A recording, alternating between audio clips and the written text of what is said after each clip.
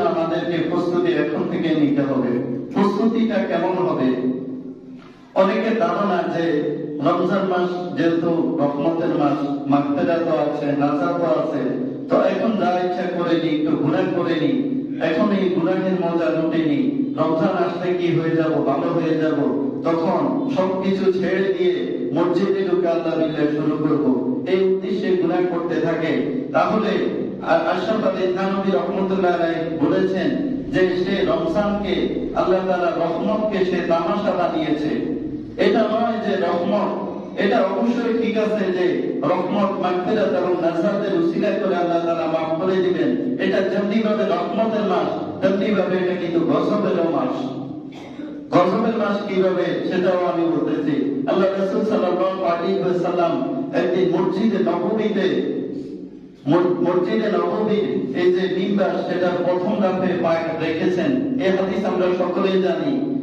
তো মসজিদে নববী এমন একটি জায়গা যেখানে এমনি আল্লাহ রাসূল বলছেন যে সেই জায়গাতে দোয়া কবুল হয়। তার উপরে আবার মসজিদে নববীর যেই মিম্বার, সেখানে আল্লাহ রাসূল যখন প্রথম ধাপে পা রেখেছেন, তখন এইভাবে তিনটা দোয়া করেছেন। প্রথমে বলেছেন যে ব্যক্তি রমজান মাস পেয়েও, তিনটা দোয়া করেছেন, রমজান মাস পেয়েও নিজের গুনাহ মাফ করতে পারলো না, সে ধ্বংস হোক।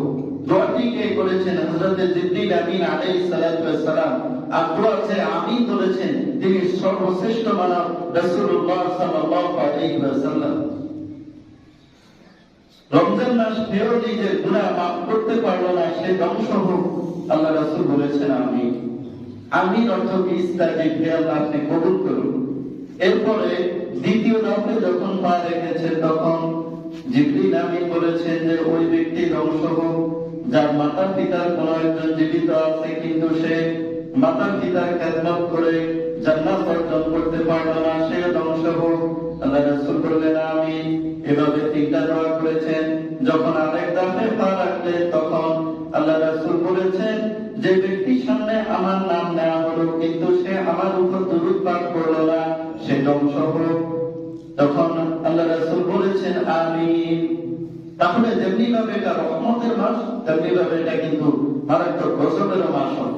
যদি আপনাকে আল্লাহ তাআলা রহমত থেকে বঞ্চিত করা হলো, তাহলে তো সেটাই তো আপনার জন্য আল্লাহ তাআলা না অভিশাপ। এজন্য আমরা যাতে আল্লাহ রহমতকে তামাশা না বানাই,